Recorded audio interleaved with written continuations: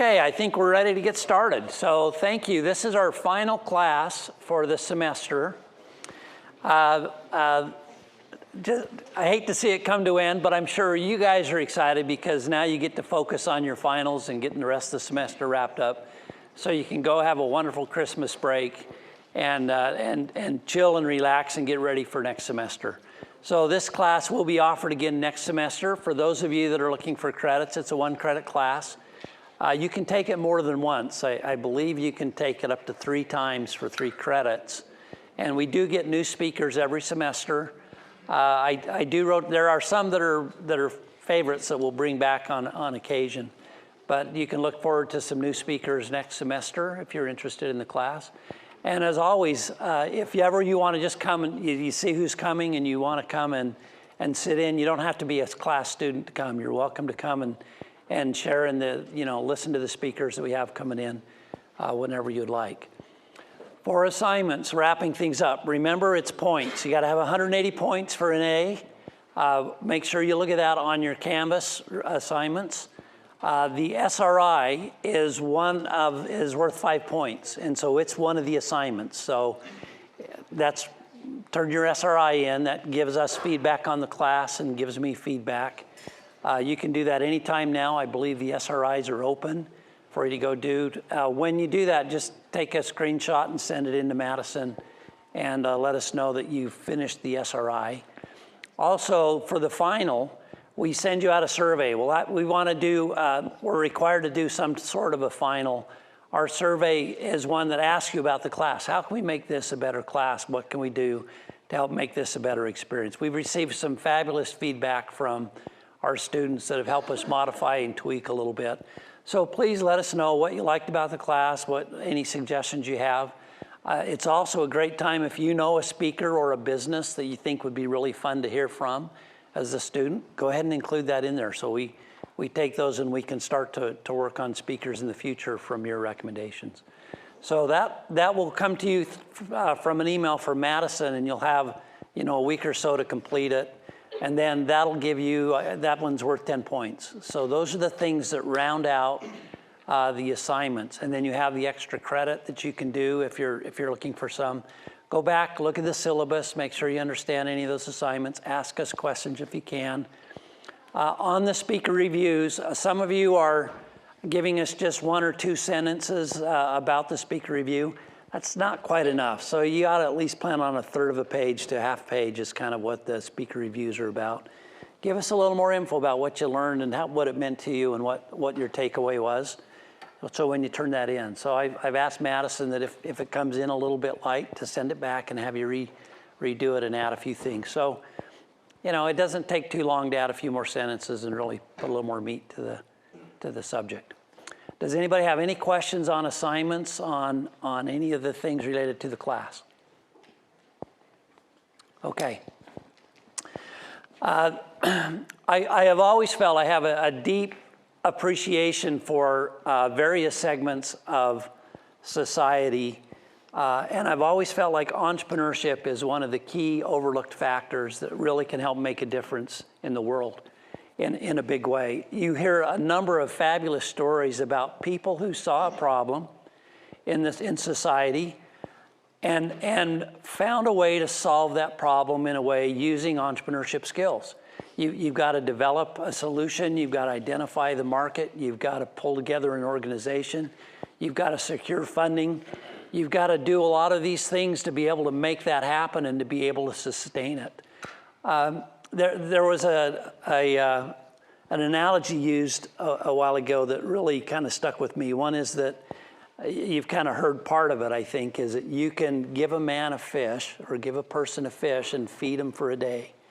And we have plenty of opportunities in this valley to donate, to contribute, to give people a fish. The giving machines are going on up at the University Mall. You're welcome to go participate there and to give of what you have to help someone else in need. The next thing up from there is you can teach a person to fish and feed them for a lifetime. And so there's a lot of nonprofit organizations that are geared to help teaching individuals how to do their own thing or how to start their own business. There's another analogy that ties to that is you can start a business and start to feed a village. So if you can start a fishing business and feed a village, where you can create jobs and employment and create greater resources that then can feed the entire village. And I was thinking of this the other day, there's maybe one more step beyond that, is you can teach a person to start a business and they can feed many, many villages. You can have many people starting businesses. And our speaker today is one that has done that, has found a way to identify a crucial need in society, in our community, to not only to just donate time and energy and funding, but to build an organization that has a very significant and meaningful impact on this target market, on this group that has a significant challenge. Joseph Grenny has been in this. How long have you been doing this, Joseph? You started this? Doing what? TOSA. 8 years. Started this 8 years ago, and the progress they've made is amazing. Before that, Joseph, and he still runs a business, a publishing business. It was called VitalSmarts. They would do training around the world, some of the best training that you could do. Recently rebranded it. But he still is doing that full time as well as helping to make this other organization go. So Joseph is one of the neatest guys I know, most genuine, sincere, knowledgeable. We're really fortunate to have him as our concluding presenter today. So let's hear it from Mr. Joseph Grenny.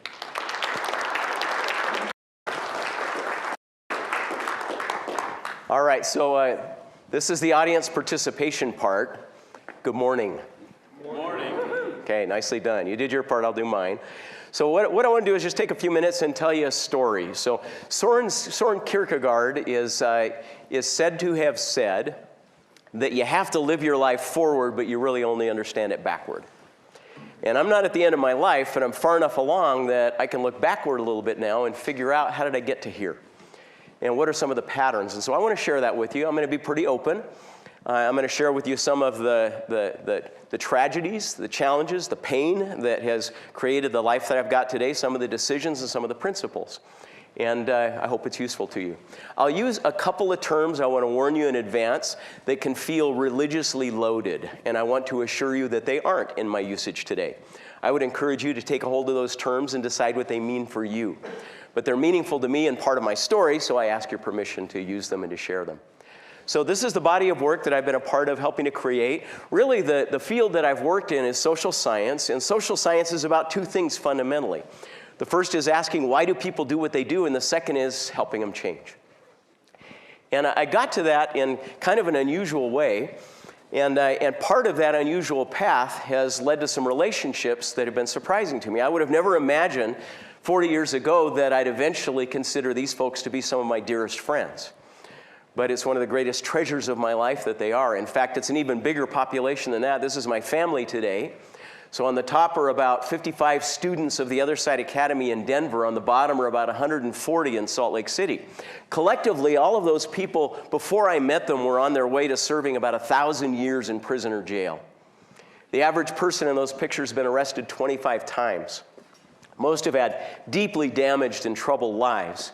And today, one of the greatest joys of my life is the thrill of relationship with them and watching what happens in their lives. And it all started here. So I came to Utah from California and was attending Brigham Young University, a university just a few miles away from here, if you haven't heard of it. And I was a math major. I was intending on either going the physics route or the math route. And then I had an open class and had to fill it, and I took a communications class, something in the broad area of social science. And at one point we got an assignment. The teacher said, I want you to go out into public and do something to try to affect people's behavior, and then come back and write a paper on it. And so I went to Shopko, it's torn down now, and I had this idea. I wanted to see what percentage of people would tell you the truth or not about whether or not they'd wash their hands. So I went into a bathroom stall, put an out of order sign on one of them. The second one next to me was open, and then there were a couple of, I was in the men's bathroom, so urinals there. And I sat there looking through the crack, just watching how many people washed their hands over a period of an hour. I also stood outside the bathroom and caught people coming out and asked them, did you wash your hands? One after another, I asked if they washed their hands. What percentage would you guess said they washed their hands? Yeah, 100%, 100%, absolutely. It's a bad question from a social science perspective because I was demand bias. People are more worried about how they're going to look than being honest. And so, yeah, 100% said I wash my hands. Now, ladies, I want you to listen to this. And gentlemen, you ought to know this too. An hour's survey showed that only half of the men that came into the bathroom washed their hands. So as somebody extends their hand to greet you, you might want to find another form of greeting in the future.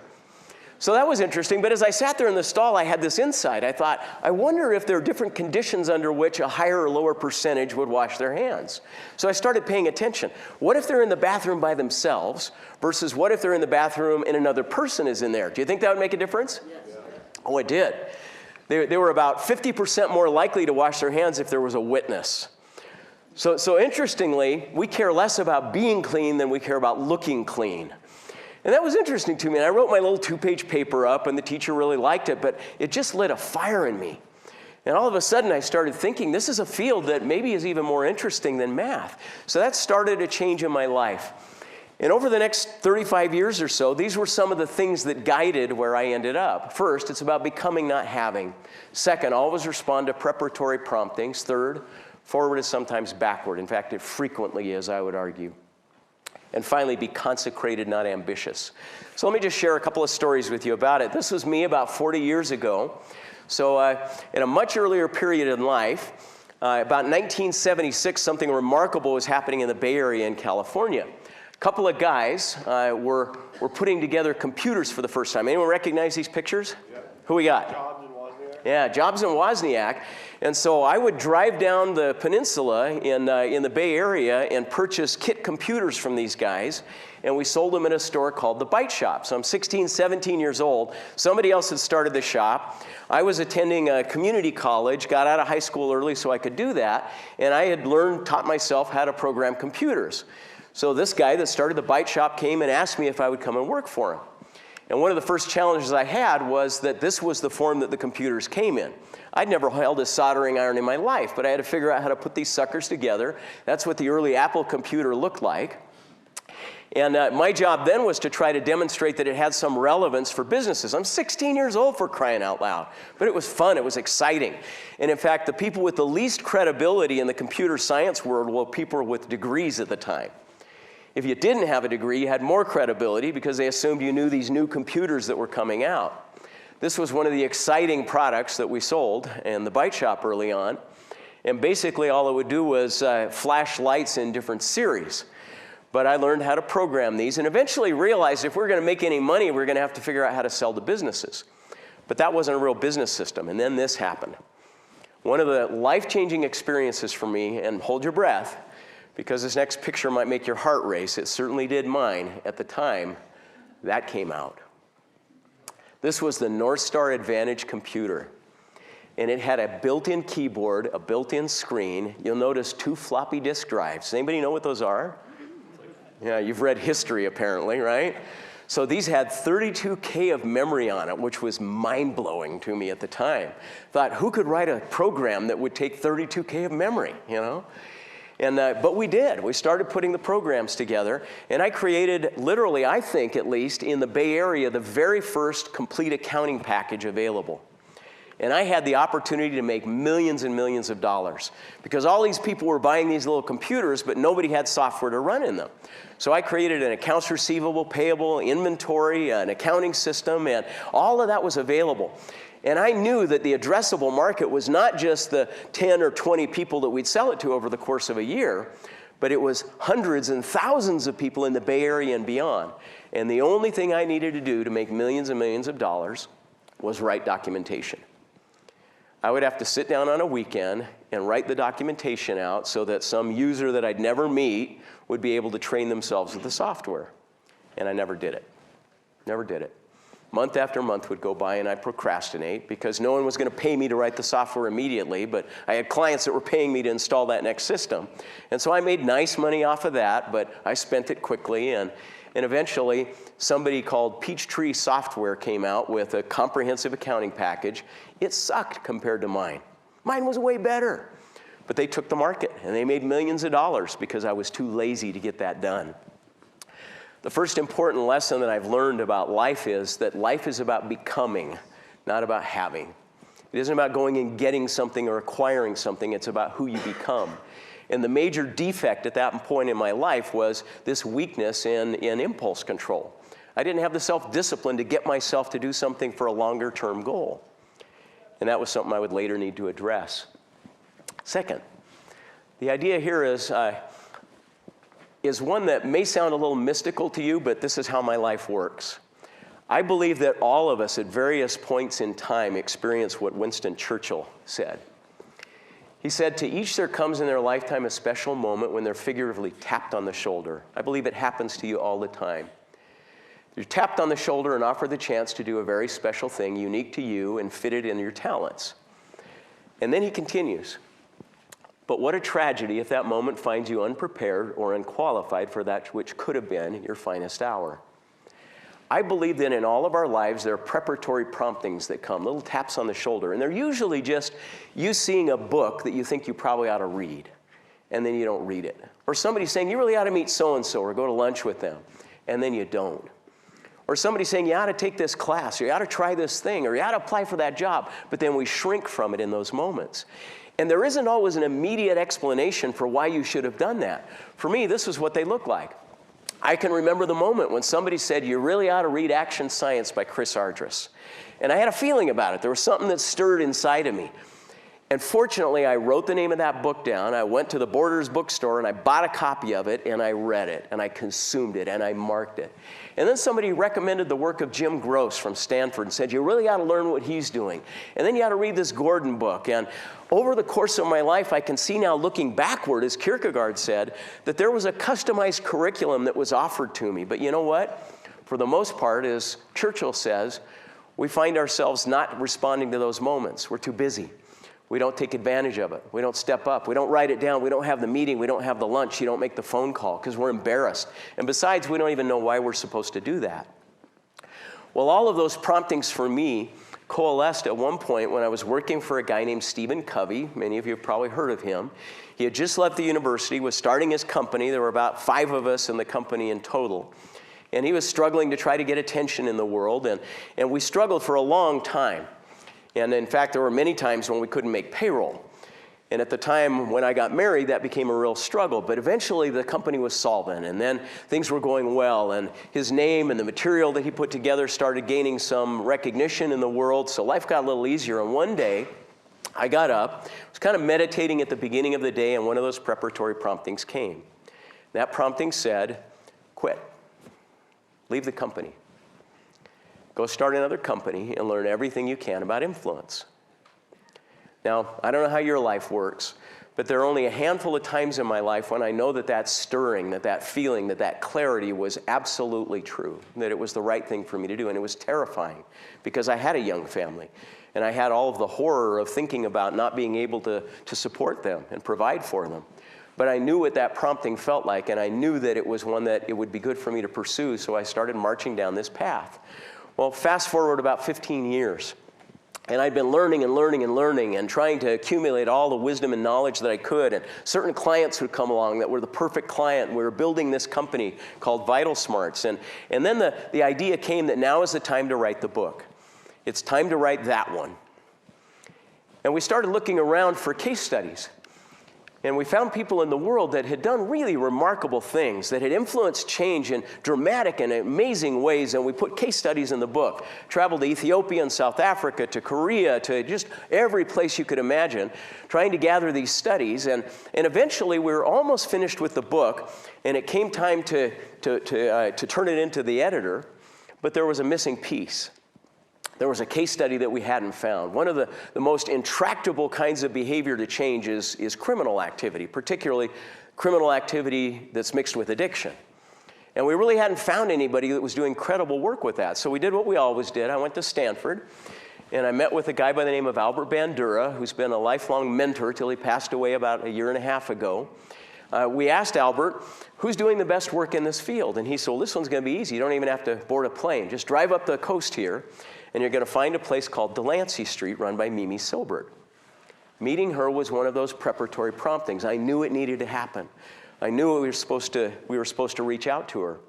If you ever go to San Francisco, look the place up. This is Delancey Street. It's on the Embarcadero and some of the priciest real estate in the place. Look at the facility. If you drove by and you didn't know what was going on there, you'd think these were condos that were owned by tech millionaires. It's overlooking the bay in a gorgeous spot, but this entire 300,000 square foot facility was built entirely by convicts.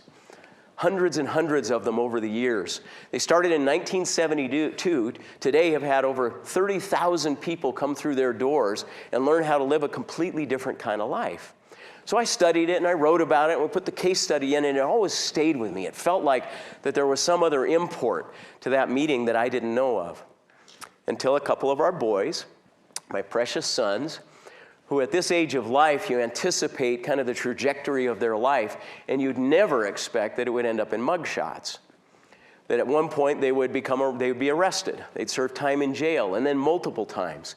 They'd become drug addicts, and they'd eventually start moving toward a prison sentence as well.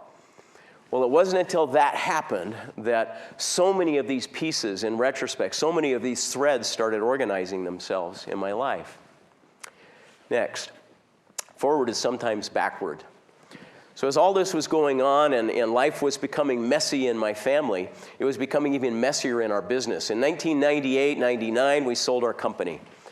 There was all of this activity going on around the internet, and I thought for sure that if we didn't become part of some big roll-up of content, that eventually we'd be irrelevant. So we agreed to sell our company to this combination of about 30 different organizations that was being put together by a private equity.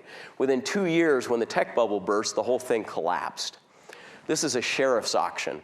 Somebody literally came to my company, locked the door, and said, "We're seizing all of these assets as part of this bankruptcy." It's one of the lowest moments in my life. Things were getting complicated at home. Things were a disaster at work. This is us trying to sign papers with the sheriff to buy some of the hard assets back, but we own none of our intellectual property anymore. And that moment created an inflection point that changed the rest of my life. Because having lost everything from the past, having burned all of the boats, the only option was to think, what do we now know that we ought to focus on for the future? We sat for week after week coming in. This was what the office looked like that we were in. All the furniture was gone, and there was literally no air conditioning or heat. This is winter time. Our head sales guy here with a blanket on his legs trying to keep warm a little bit and smiling and dialing, trying to bring in a little bit of money. Well, at that point, I had an opportunity to address my weakness from the past. I had known for 5 years that we should write a book called Crucial Conversations. I'd known it. I'd known that that one insight was one that had more global implications. There was a larger market that we could be serving, but I didn't do it. I was that guy. I was the one that was going out and getting paid every day by the clients and getting good money and not doing the hard work to do the thing that was probably bigger and more important with my life. And now suddenly, life gave me no other choice. There were no clients. There was no revenue opportunity. And I had these quiet, lonely days with a blank flip chart to try to think, how would I write that book? And we did. We wrote the book. It came out in 2002. Literally the week of 9/11, we were supposed to meet with our publisher in New York City to talk about the launch of the Crucial Conversations book. The meeting was delayed a couple of weeks, but there was still smoke rising up from the World Trade Center site. We went and met with them, and it was a terrifying time. When we got the book, when the publisher agreed that they were going to take on the book, we had a little bit of profit for the first time in this new company that we were starting. We had about $50,000. And the 12 people that worked in the company at the time all got together and we said, what are we going to do with this $50,000? We could distribute it as a bonus because we're all desperate for cash. We went through a long, hungry period. Or we could invest it in launching the book. I had a strong, strong feeling that this book was one of the most important opportunities to change the world that we would ever have. And that's where we ought to put the $50,000. I made the pitch. There were nervous people, but we did it. And within a few weeks, it was on the bestseller list. I can tell you that that dark period, I can trace most everything wonderful that has happened since to that moment. Very frequently, what life does to us is it clears the decks. It takes away a lot of the things that are clutter and distraction, and it gives you a chance to focus on the things that could take you into the future. If we're brave enough and diligent enough to seize those moments, wonderful things can happen. Finally, Be consecrated, not ambitious. If consecrated isn't a familiar word to you, let me define it. Consecrated means that it's all about a higher purpose. It's not just about you. It's not about me. It's not about getting something. It's about something that I'm trying to accomplish. And that's been a big temptation for me. When we sold the company in 1998, it was pure greed. It was people putting dollar signs in front of us and me thinking that I could be super rich and be able to retire at age 35, and wouldn't I be awesome? And that was really a lot of the motivation when I look back on it. And we made a bad decision because of it. This was the company in 1993, so just a few of us and a couple of folks that helped out in the office. But as we started focusing on, is there a problem in the world that we're uniquely suited to solve, it started to grow. And it grew in a nice way. Wonderful human beings came together that wanted to be part of doing something significant. And the company continued to grow and prospered. We're able to acquire a wonderful building that became our home for many, many years. Now we're a lot more virtual and a lot more global, but for a long time this was just a wonderful community that was at the center of what was most important in my life. What I learned in those moments and through those experiences is that if you make it about accomplishing a purpose, in fact, I find it offensive sometimes, I did, when we'd have our annual planning meetings. And the planning meeting would start with some outside consultant saying, how much revenue do you want to make in the next 5 years? And I thought that sounded like prostitution. I mean, I really did. It sounds like saying that that's the goal, when the goal really ought to be to say, are there problems that we can solve that would make us worthy of being paid? Are there problems that we can solve that would make a contribution to the world? And yeah, I want to support my family, and I like doing wonderful things. But you got to make sure that you start with the right purpose and not with the financial goal. So we tried to ask ourselves in these planning meetings, what problems can we solve? And we'll let the market tell us how much of us they want. And that's how we'll decide how much we can grow. Well, as I tried to adopt that approach, I one day got this letter. And I hope now you can look back and see all of those threads coming together. Having left the Covey organization and started another one, and having failed as a company, and then writing the influencer book, and all of these little preparatory pieces, one day I got a letter from a guy in Utah County Jail who had read the influencer book and read about a place called Delancey Street and reached out to me to say this: even before I got arrested, I just wanted to go back to prison. So Zach had been to prison 3 times previously. In fact, I'll share his story with you here in just a moment. And he was now on his way to probably a 27-year prison sentence. He said, I was in so much pain, even drugs couldn't numb the pain. I didn't want to be part of life anymore. I'd done 12 out of the last 16 years of my life incarcerated. There's something wrong with me. Getting arrested was the best thing that ever happened to me. He started becoming a self-help junkie, reading religious books and self-help books, and in the jail, there happened to be a copy of the Delancey Street book. This is Zach the first time he was arrested at about age 18. This is Zach the second time he was arrested. I want you to see what our criminal justice system does. You know, it's Zach too. He made choices. But look at what your tax dollars are helping to accomplish. This is Zach the third time that he was arrested, and this is Zach the 4th time when he was on his way to this lengthy prison sentence. So that's what he'd accomplished. Now here he is in jail and asking to get to Delancey Street, and in that reading of that, and then eventually a phone call with him, I started realizing that I had been prepared for that moment. I had 2 boys that were struggling, and what I believe is that when you can't fight the battle you want to fight, you get involved in the bigger war. My boys had no interest in help from Dad. And so my wife and I committed that we're going to do what we'd always felt needed to be done. This Delancey Street thing that I'd learned about before, why in the world was that not available all over? Why were there not benches where people could have that opportunity, places besides just on the Embarcadero in San Francisco? And so Henny got involved, and others. There were a half a dozen that were in Utah County Jail that at first we got sent to Delancey Street. But then the prompting got bigger and bigger, and we felt that we were really being asked by the universe, by the world, to start one of these in Utah. And these became my friends. These were some of the first students that came as an alternative to incarceration. We're able to acquire a home in downtown Salt Lake City. Why? Because we're able to sell the company back in 2014. That freed up cash, not so that I could just go buy a houseboat, but so that something good could be accomplished in the world, because that's what life's about. These were some of the first students. These are our students today. This is Zach as he finished Delancey Street. And I just want you to see, when life is about a purpose, the kind of meaning and joy that comes. There's no paycheck, there's no equity event that compares to seeing Tiffany do this. It compares to seeing Gareth move from left to right on there. Or seeing Diego become a man that's literally running a multi-million-dollar enterprise today. To see Tori, who was so broken and battered when she arrived that she couldn't even make eye contact with you, living as a sex worker on the streets in Salt Lake City for over a decade, just trying to stay high.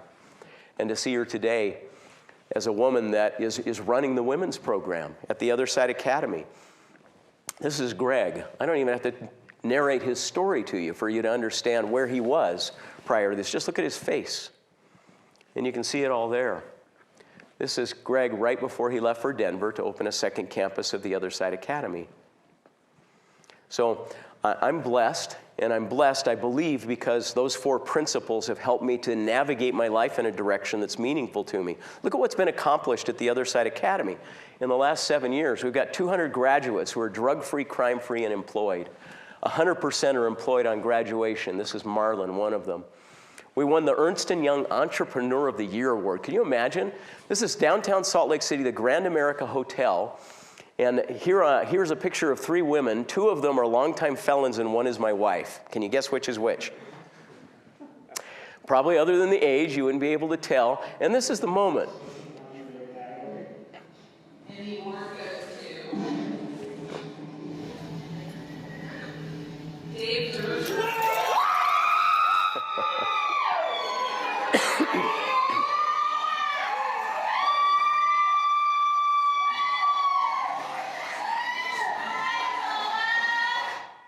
Can you imagine what it does to a life when you've seen yourself as this marginalized, broken, damaged, cast off for decades, and then you're sitting in the Grand America Hotel and being recognized by peers from the business community? That's the core of what the Other Side Academy does. We run 4 world-class social enterprises. The Other Side Movers, have any of you heard of them? Any of you heard of the Other Side Movers? So the Other Side Storage, we also, which is the highest rated moving and storage company in the entire state, run by a bunch of felons, if you can imagine that. We have the Other Side Thrift Boutiques, which if any of you are thrifters and you haven't gone there yet, man, you are missing out. Some of the best merchandise you can imagine. There are 2 of them in Salt Lake City. The Other Side Builders, a construction company as well. This year, these students who would otherwise be incarcerated will produce $7.3 million in income, entirely supporting their own house. 88% of our graduates have remained crime-free. 96% of those who stay an extra year have remained crime-free. And by the way, two-thirds of our graduates ask to stay longer, if you can imagine that. These are people that have satisfied their commitment to the courts and now could leave if they wanted to, but say, I love what we're doing and I want to continue to be a part of this. And they receive no compensation, but they continue to stay because they want to be part of saving lives. And now the last thing I'll share with you is this. About a year and a half ago, a group of our graduates got together and decided to build this. It's a 430-home community called the Other Side Village for the chronically homeless. It's a remarkable undertaking that will have the same kind of software, the same kind of community design that helps to hold people accountable and helps them transform their lives. The plan is to be able to have 600 people to come off the street in this culture of peer accountability and to have it be self-reliant, to not have it be dependent on fundraising forever, exactly like the Other Side Academy. This is a quick overview of what it'll look like. These are social enterprise buildings on the front. We'd love to have some budding entrepreneurs help out with some of that. This is a 600-seat performance hall that will be one of the social enterprises. I can almost promise you that many of you will end up at musical and cultural events at that performance hall at some point. It will be beautiful. There's a grocery store, there's a market, there's a nail salon, barber shop, cafe. So all of that in the downtown area, and as the camera rises up here, you'll see that the neighborhoods are formed into rings that create connection and relationship between the residents there. Now, who would you get to run such a place? Who would you get to do that, right? Who are the people that would have special credibility to help those who are living on the streets, engaged in habits that sometimes keep them stuck in that lifestyle? Well, here they are. This is our staff. This is Russell, Robbie, Amanda, and Mo. Mo on the right was living in the Tenderloin in San Francisco in an elevator shaft, homeless for 10 years, right before that picture was taken. Russell was living on the streets in Utah. Robbie was raised by his mother, homeless as well. And these are them today. These are graduates of the Other Side Academy who are the core staff that are helping some of these folks that are currently living on the streets in Salt Lake City learn to run social enterprises, learn to be able to show up differently in life.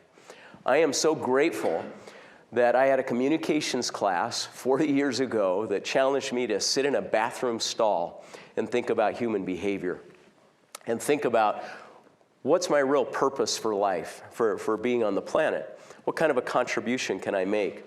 I'm confident that if you'll think about your career not as attaining and achieving and wanting or acquiring, but rather as becoming, you'll be led in a better direction. That if you respond to preparatory promptings, then when that tap on the shoulder comes, you'll be ready. You'll be able to respond. There will be failure along the way. It'll happen repeatedly. There will be pain and misery, and it's always educative if you'll let it be. And finally, make it about a purpose. Thank you.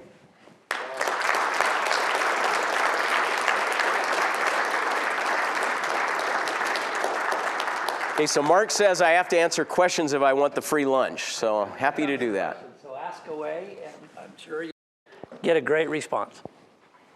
Has the majority of your development for this, especially the village, does that come from all the business development from those that were once in Costa? Are you talking about the money for the village?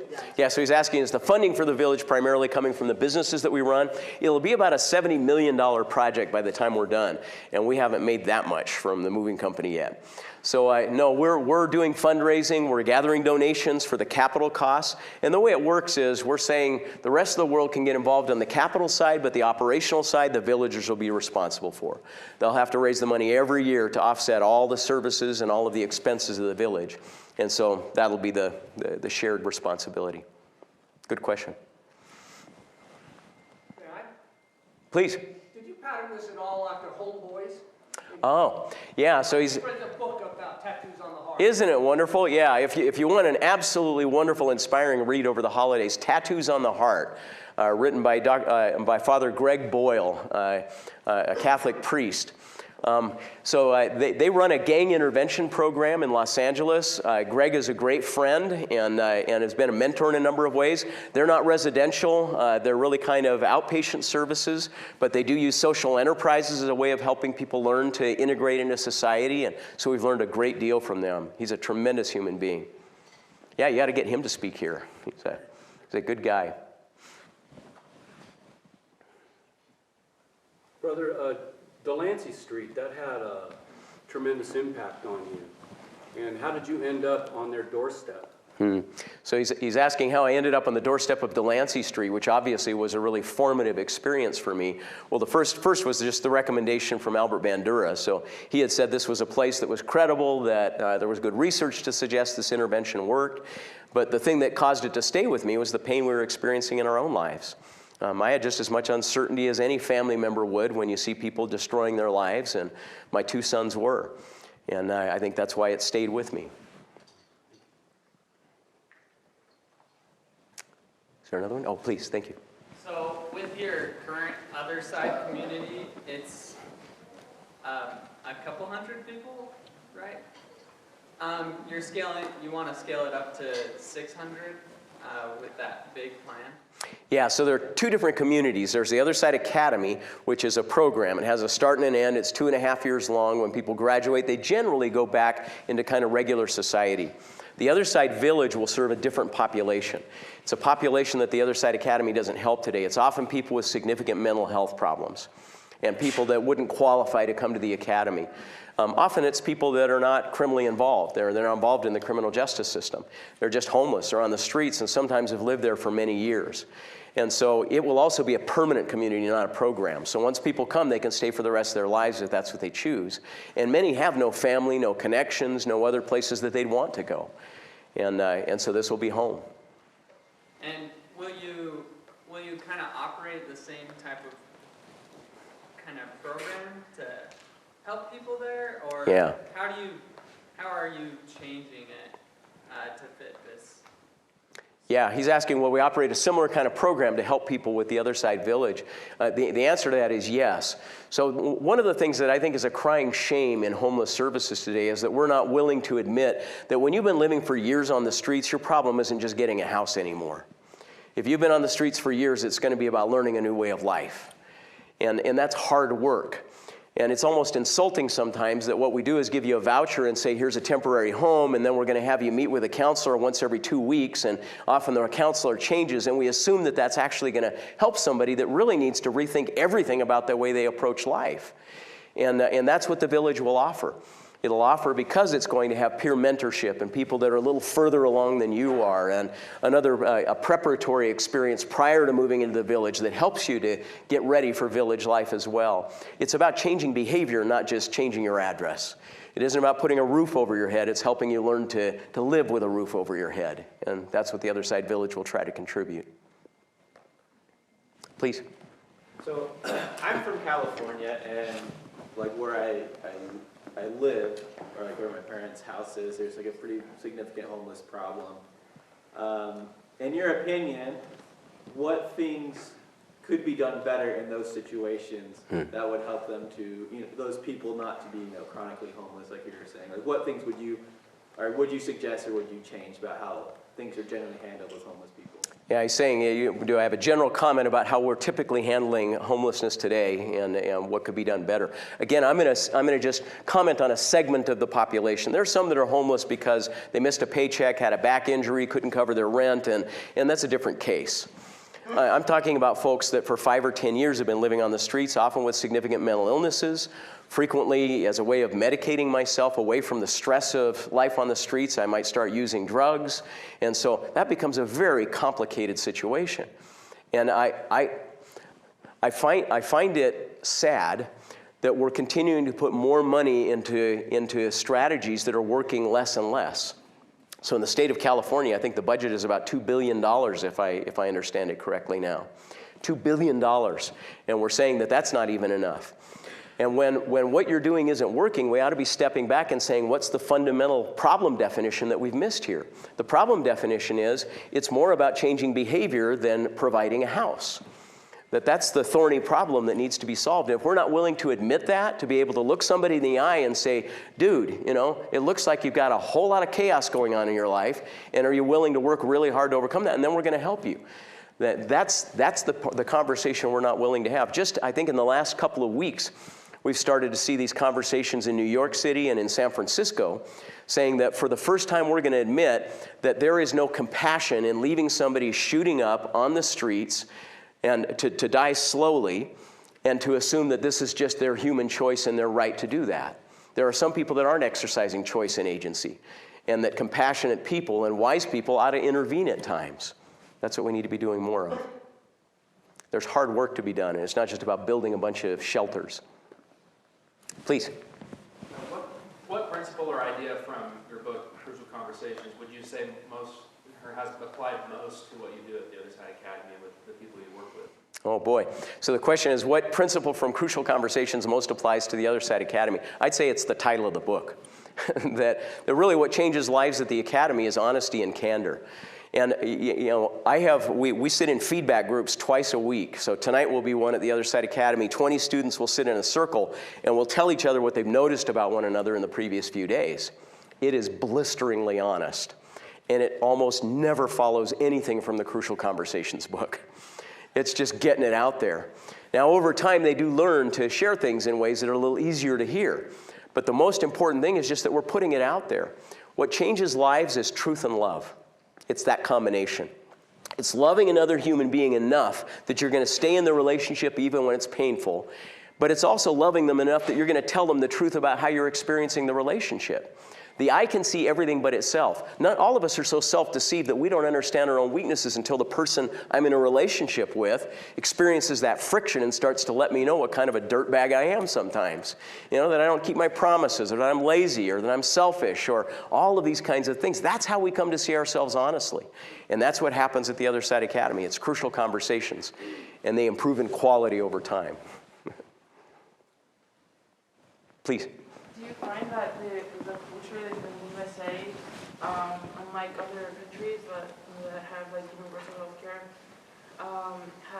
they have stigma against people that go to your program?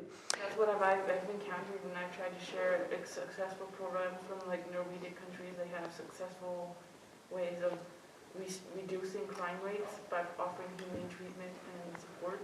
Yeah, she's asking, do we have more stigma in the U.S. About people that have some of the challenges that our students at the Other Side Academy have than other places? Has the stigma affected your charity? Does that affect us? Yeah. Yeah, it certainly does. There's an enormous amount of shame that our students have, and literally they come to define themselves as those other people.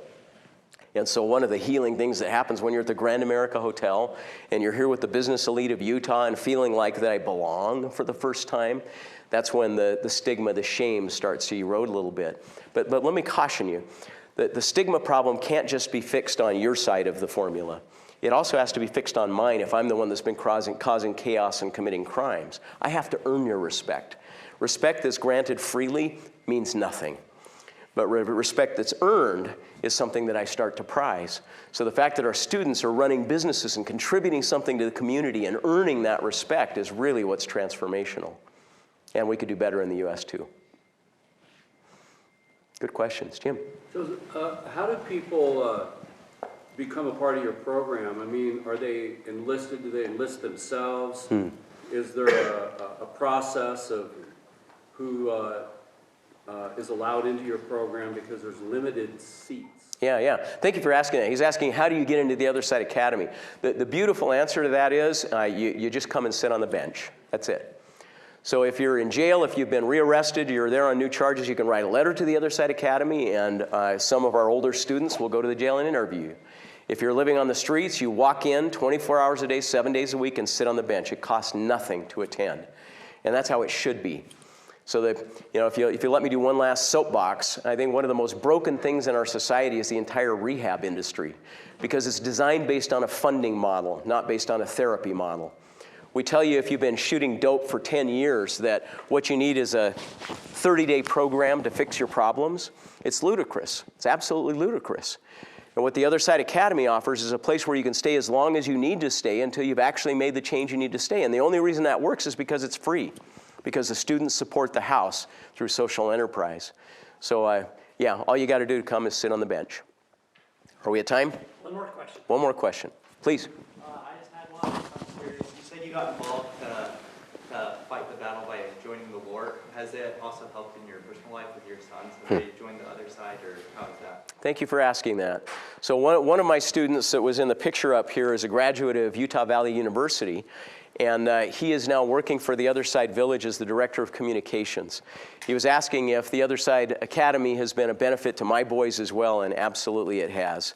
I think it's shown all of us, myself included, what real morality and honesty and integrity look like. It's challenged me to be a better man than I've ever been. So I've been blessed by being part of this community. Thank you. Okay, let's hear it for Joseph.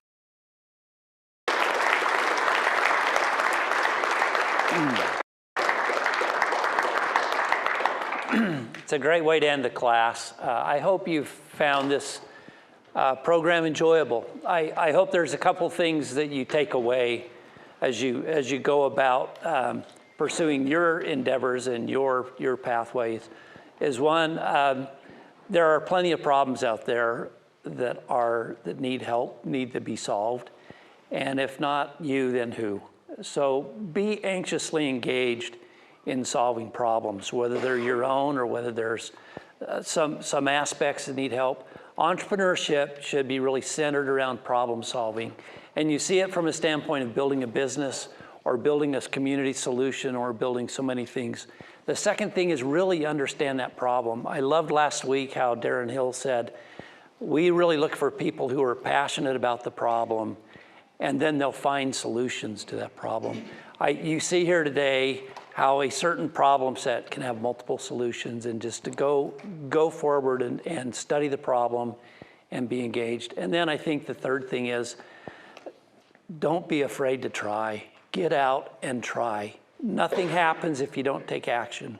So please, think of your ideas, find your problems, find a way to make a difference, and go forth and be great entrepreneurs. So thank you very much.